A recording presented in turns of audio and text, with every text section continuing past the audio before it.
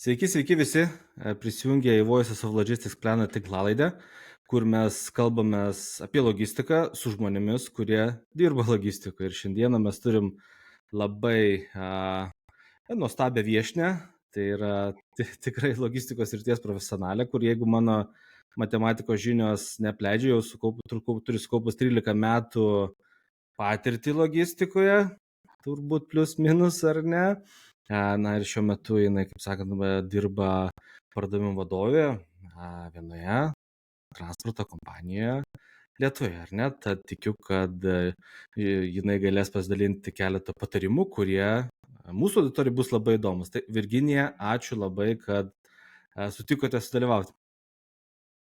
Ačiū Tomai, taip atmintis tikrai neapleidžia ir su skaičiais problemų nėra. Tai aš esu daugiau negu 13 metų, jau skaičiuoju 14 metus transporto srityje. Dirbu būtent transporte, tikrai įvairiose pozicijose, startavau, pradėjau ir savo karjerą čia puoselėjau ir šiuo metu esu atsakinga už verslo plėtrą ir darbą tiek su esamais, tiek su naujais klientais ir būtent vadovauju pardavimų komandai. Tai super. Tai, kaip sakant, labai neprašojau. Bent jau tiek. Tikrai ne. Tai gal ir pradėkime nuo pirmo klausimo. Tai kaip ta logistika? Ar čia laimingas atsitiktinumas kaip daugeliui, ar nelaimingas atsitiktinumas, tai žinau, ar tiesiog gal planas toks buvo? Tai plano tokio tikrai neturėjau. Studijavau teisę ir esu baigusi teisę. Taip pat kitas mano diplomas yra ekonomikos ir verslo. Tai tikrai nėra nieko bendro kaip ir su transportu arba logistika. Tačiau tiesiog atsitiktinumo dėka studijuodama pamačiau darbo skelbimą, su manim susisiekė.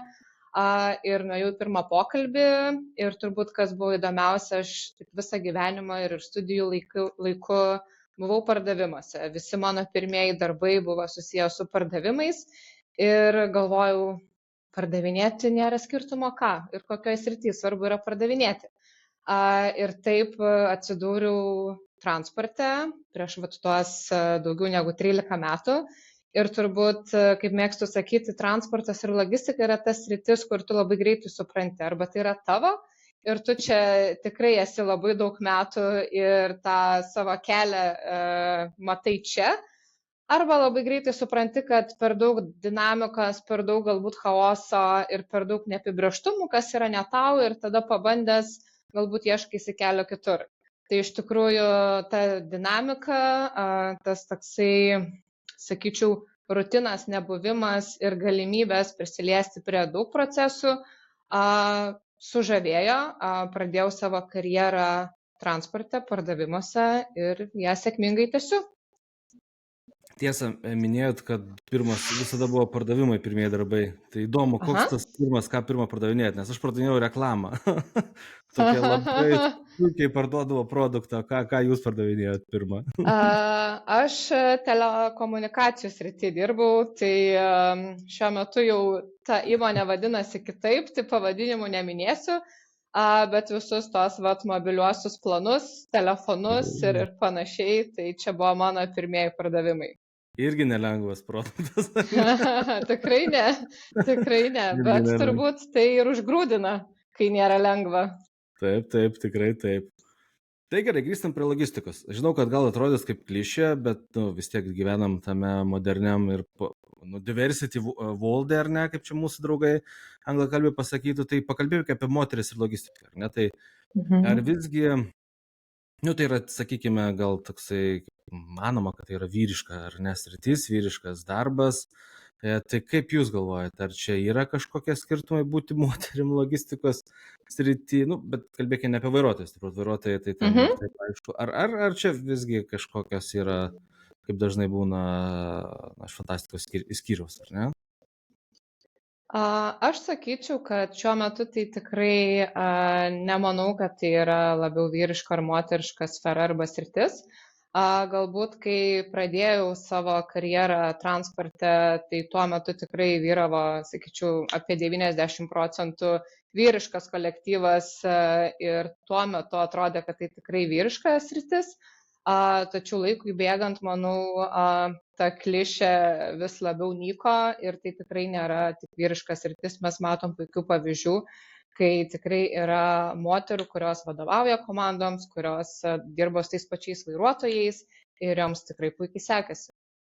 Ir dar kartais geriau negu vyram, turbūt, ar ne? Būna ir taip, kad ir kaip gal sunku kai kam pripažinti, bet aš manau, kad tai priklauso nuo asmenybės, nuo žmogaus požiūrio ir nuo žmogaus galbūt mąstymo, strategijos ir vizijos. Ir tai ar vyras ar moteris nėra svarbu. Jeigu žmogus supranta, ką daro, nori daryti ir turi idėjų, tai tikrai nesvarbu, kas tu toks. Tai ir padarys, ar ne? Tai Manau, tikrai kad taip. Pas manęs irgi panaši istorija, kai pradėjau, tai ofise buvo, tai nebeprisimenu, turbūt jau bus 17 metų, tai buvo tik buhalterė moteris, o paskui atsirado vadybininkė, tarp kitko labai gera, tikrai visiems vyrukam greit nušluostama. Aš manau, kad taip kyla daugiau ir diskusijų, minčių ir idėjų, nes galbūt vėlgi, jeigu remiamės klišėmis, galbūt vyrai yra labiau tokie techniniai ir tikslų žmonės, o vat moteris galbūt gali pagalvoti apie kitokį prieimą, apie kitokią strategiją, apie kitokias idėjas, kas galbūt vyrams atrodytų neracionalu, o vat moteris gali imti sugalvoti ir padaryti. Tai aš manau, kad iš tikrųjų vyrai, moteris, jie papildo vieni kitus. Tai tikrai čia labiau tas stereotipas, kad tam tikrą darbą gali daryti tik vieni arba kiti. Tikrai transporte ir logistikoje sakyčiau, kad nėra tokio apibrėžimo. Supratau.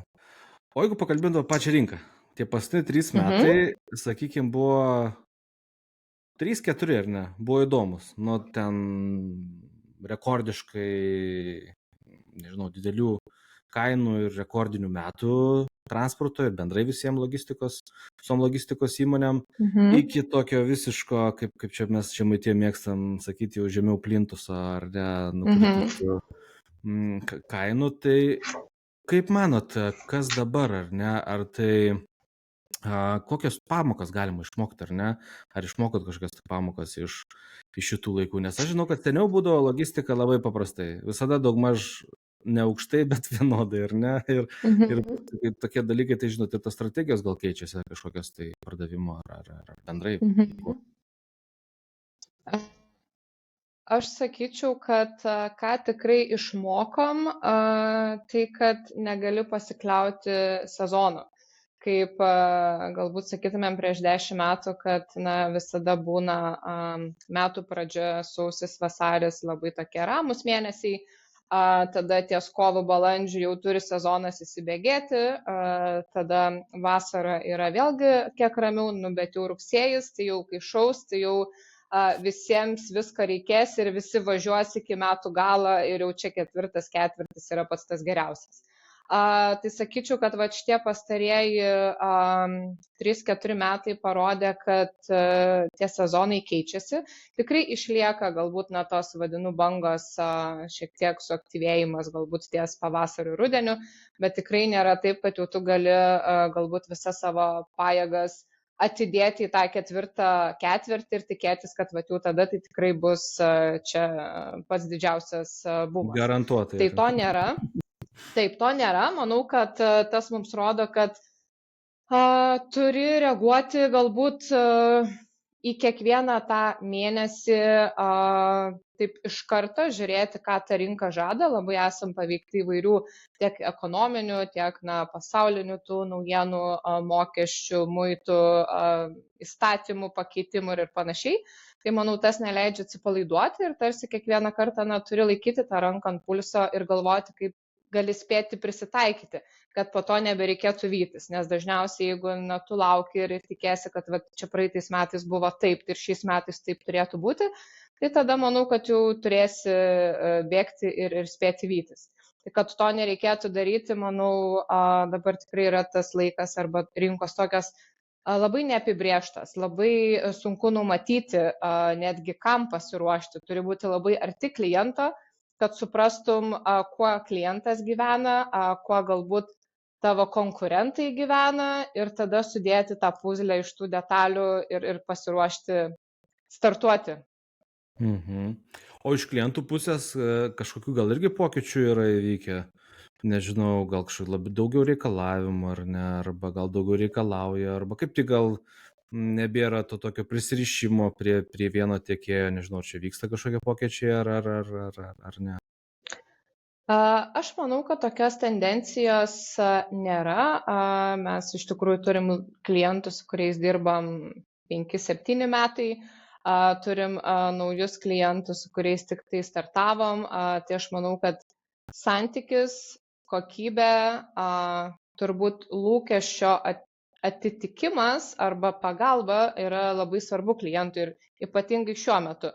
Nes tikrai transporto rinka yra labai daug ir sakyčiau, kad šiuo metu yra daugiau vilkikų negu krovinių ir turbūt vien tai, kad yra, nežinau, didelė kompanija arba kad gali pasiūlyti naujausią transporto, ne tik kad paslaugą, bet naujausią vilkiką, galimybės jau to neužtenka. Klientas prašo kažko dar, turi sukurti vertės pasiūlymą.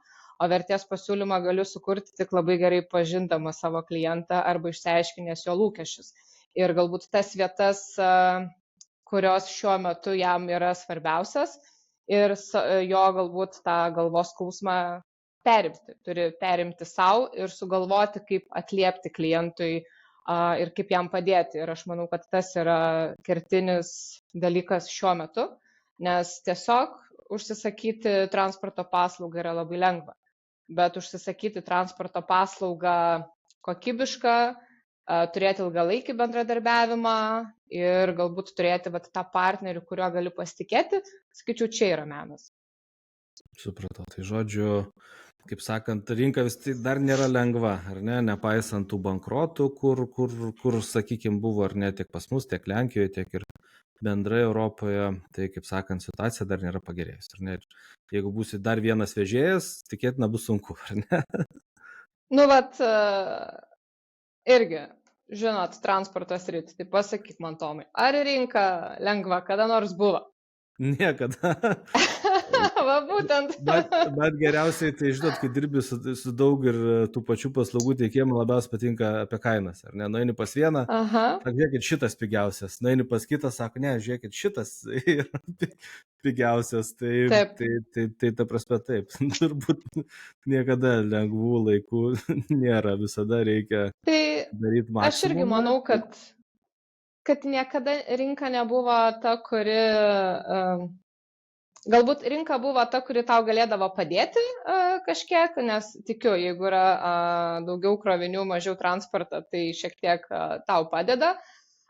Bet tada turbūt irgi susiduri su kitais iššūkiais, kai reikia visiems vienu metu ir to paties, tai visko padengti irgi negali. Tada turi suktis iš kitos padėties. Bet aš manau, kad rinka tom ir žavi ir transportas tom ir yra žavus, kad jis yra nepastovus ir nenuspėjamas. Ir niekada tai nėra lengva, bet turbūt visada yra įdomu, nes nežinai, ką tau paruoš rytoj, po mėnesio ar po pusės metų. Tikrai taip. Tai gerai, gal pakalbam apie pardavimus, ar neįdomis rytis, taip nusileiskim truputį, kaip sakant, žemiau. Tai dirbu irgi su logistika jau senai ir su transportu, su bendrai logistika, tai iš vienos pusės yra lengvas produktas parduoti, visiems reikia, ar ne, iš kitos pusės didelė konkurencija.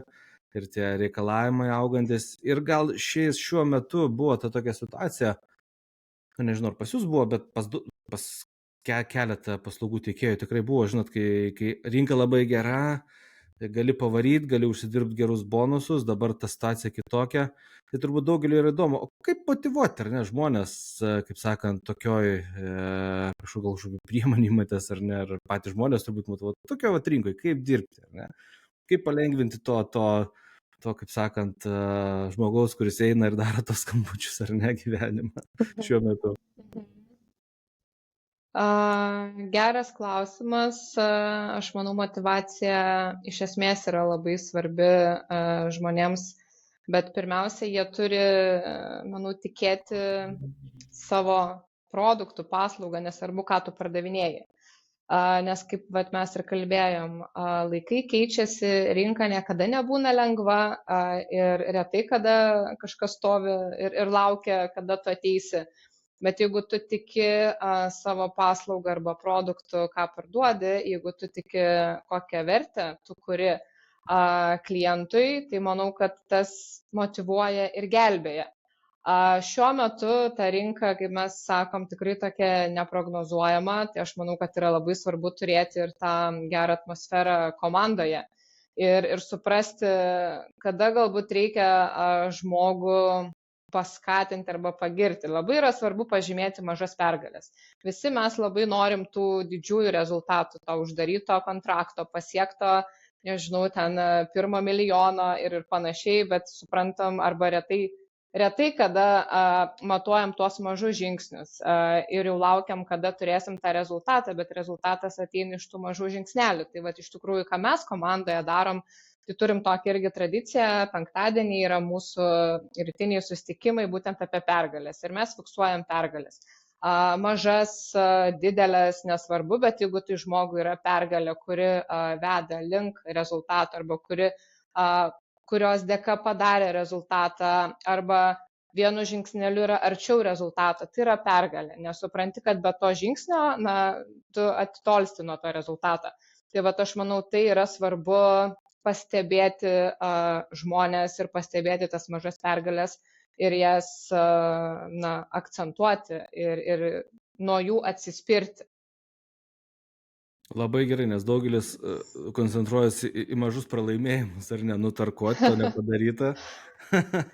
Kodėl tokie rezultatai? Taip, būna. Tai, kaip sakant, super. Gerai, dar tokie. Aš manau, pati atmosfera yra labai svarbu, nes mes dirbam su žmonėm, kliento pusėje taip pat yra žmonės, tai jie labai greitai jaučia ir mato ir girdi tave, tai tas yra be galo svarbu. Žinoma, tai čia tikrai nerealus dalykas, visiems rekomenduoju tą daryti, ar ne, jeigu kažkas išgirs, kaip sakant, nes visi dažniausiai to ir laukia, užtenka tokio vieno mažo kažkokio tai pastebėjimo, kad jau žmogui būtų, ar ne, faina ir gerai dirbti, o dažniausiai būna, kad negirdi, ar ne, tik girdi, kada blogai viskas, o kai gerai ir neišgirsta.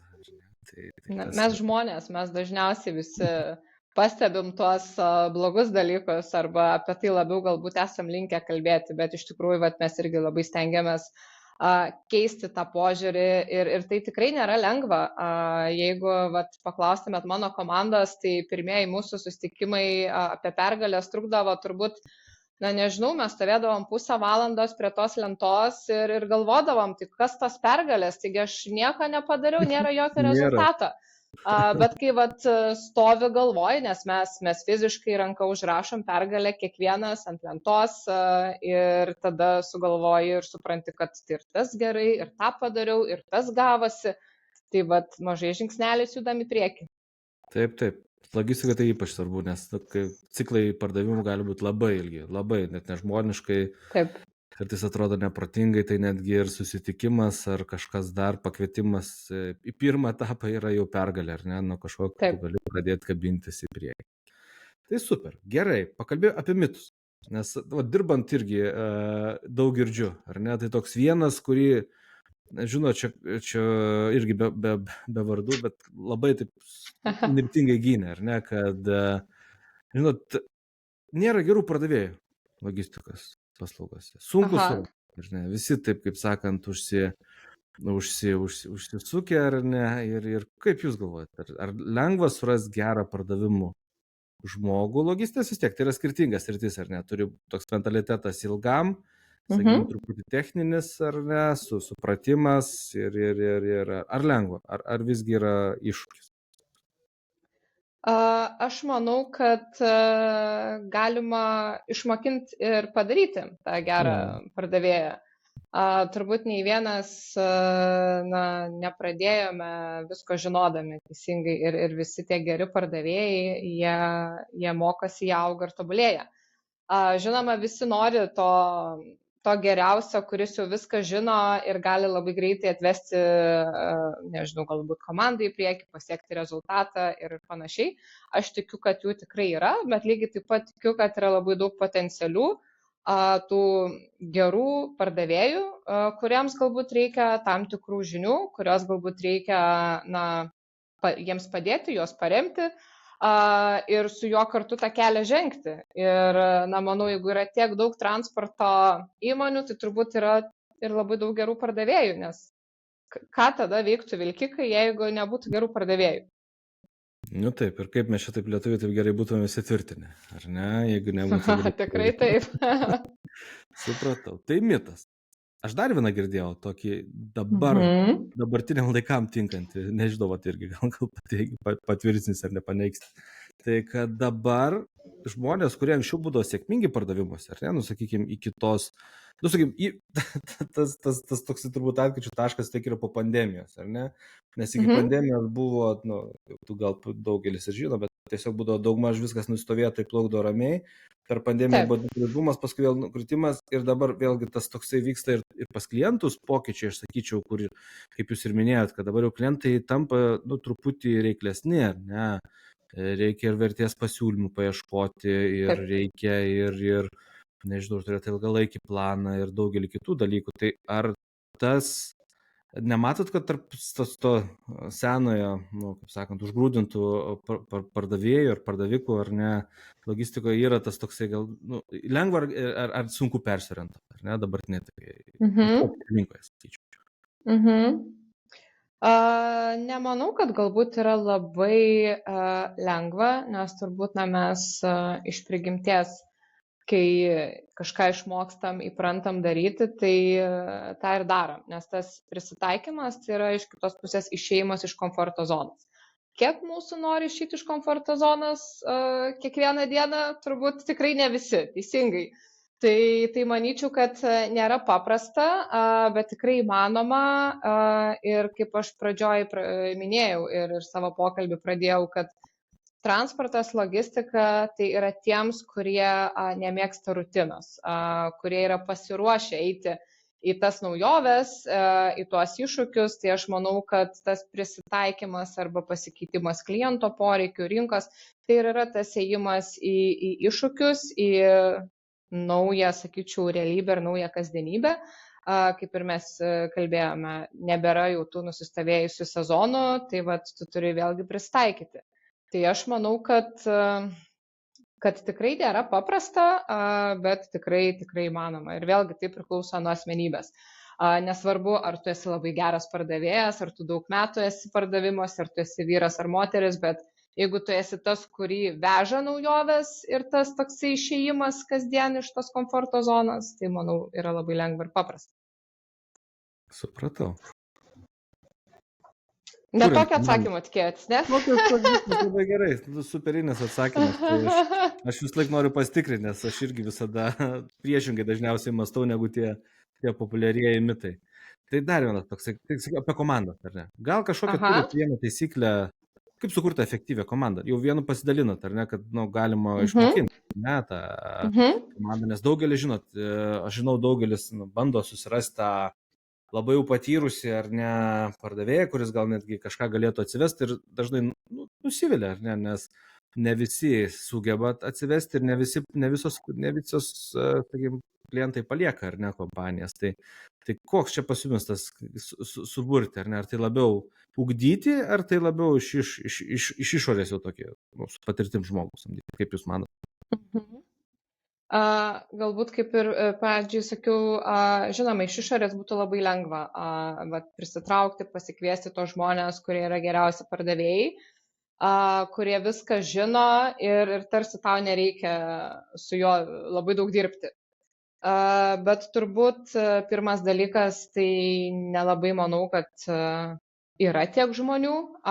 Kitas dalykas, tikiu, kad kiekvienoj įmonėj, kiekvienoj sferoj arba srity, priklausomai ką pardavinėji, tu vis tiek turi prisitaikyti, suprasti ir pamatyti tą įmonę ir tą komandą iš vidaus, kad ir koks tu būsi geras, bet tau Dar vis tiek kultūriniai reikės dalykai laiko. yra skirtingi, ar ne, ir Taip, kiti dalykai, taip. taip. Ir šiaip tau tikiu reikės laiko prisitaikyti, suprasti, išmokti ir tu galbūt negali atėjęs, na nežinau, pardavinėdamas produktą, dabar ateini pardavinėti paslaugą, visiškai neįsigilinęs eiti ir būti geras.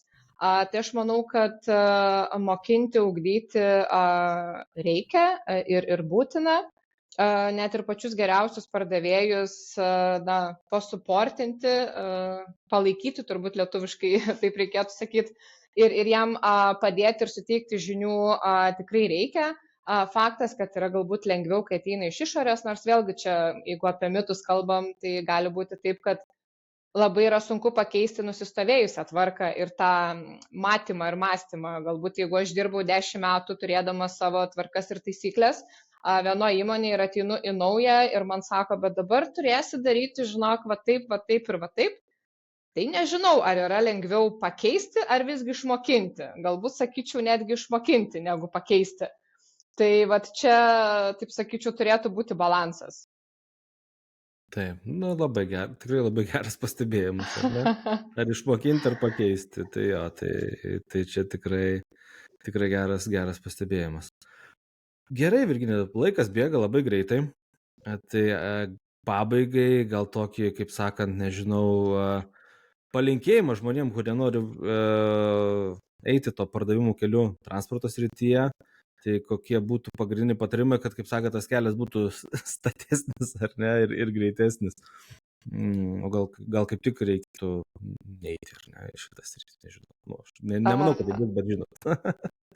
Aš tikrai sakyčiau eiti ir mes ir pas save komandai ir transporte mėgstam sakyti, kad daug dalykų reikėjo daryti vakar. Koks yra terminas? Vakar.